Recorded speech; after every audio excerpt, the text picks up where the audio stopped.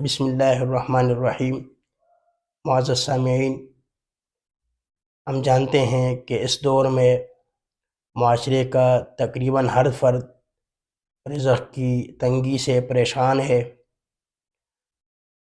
اور ہر انسان کی رزق میں وسعت کثرت کی خواہش ہوتی ہے، مگر قرآن اور سنت کی روشنی میں رزق کی وسعت کے اسباب سے ہم ناواقف ہیں۔ اگر ہم دیکھ لیں، پوری کائنات کے خزانوں کے مالک، ان کی چابیوں کے مالک رب ذوالجلال نے اپنے بندوں کی مشکل کے لیے دعا کو ایک بہترین مؤثر ہتھیار عطا فرمایا ہے کہ وہ اس کے ذریعہ سے اپنی حاجت پوری کروائیں۔ انبیاء سابقین علیہم السلام بھی اس ہتھیار سے فیض یاب ہوتے اور طلب رزق کے لیے اسے استعمال کرتے۔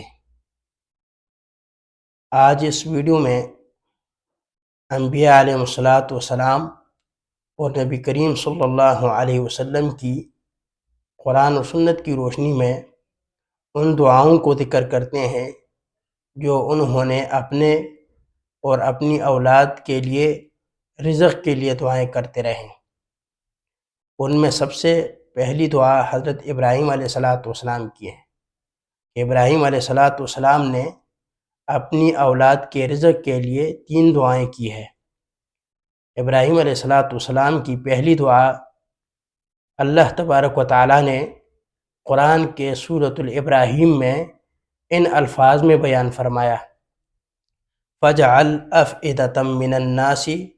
تَهْوِي إِلَيْهِمْ وَارْزُقْهُم مِّنَ الثَّمَرَاتِ لَعَلَّهُمْ يَشْكُرُونَ۔ ابراہیم علیہ السلام نے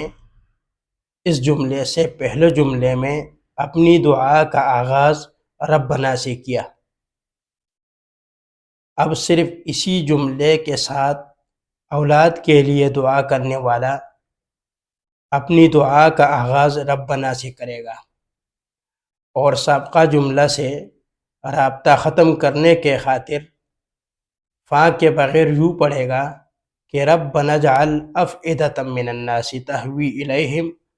وارزقہم من الثمرات لعلہم یشکرون۔